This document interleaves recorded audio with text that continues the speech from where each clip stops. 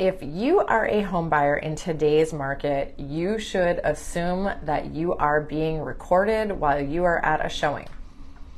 So I'm going to speak from just a New England perspective right now, Maine and New Hampshire in particular. In the state of Maine, you can record somebody as long as one person in the conversation knows they are being recorded. And generally, that's the person doing the recording. So in the state of Maine, you can legally record somebody. Check with your attorney before actually doing this. And don't ask me how I know this.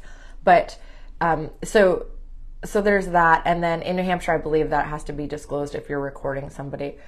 However, we have so many devices right now. You can set up your iPhone to be listening to somebody while you're in another room. You can drop in on Amazon Alexa. We have Blink cameras. We've got those Ring cameras.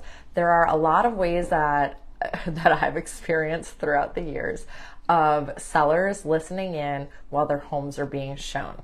And it can have unintended consequences to a buyer. So the first is that if a buyer, I am being recorded, Wesley, good one, very funny.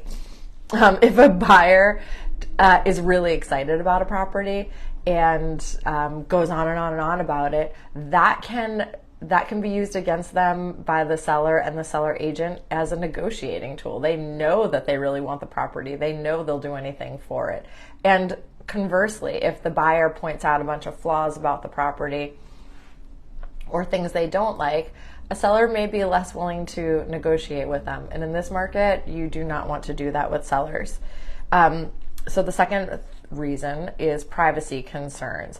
So sellers are required to disclose things about their homes, but buyers need to be cautious about discussing any personal information about themselves, or making assumptions about the seller's situation. Knowing that you are pre-approved for a certain amount of money could negatively affect you. Knowing there's just a lot of different things. Knowing that you want to buy this property and subdivide all the land and make a bunch of money off of it could negatively affect you. There are potential legal issues if you are recorded and you disclose something about yourself. For instance, if you're making discriminatory comments, or if you are, how can I say this properly? There's fair housing laws so that sellers don't discriminate against buyers, and vice versa. We don't want buyers discriminating against sellers. So if the buyer is questioning a seller's background, that could violate fair housing. And vice versa if a seller is questioning a buyer's background. So again, keep your mouth shut when you're on showings. And then just professionalism.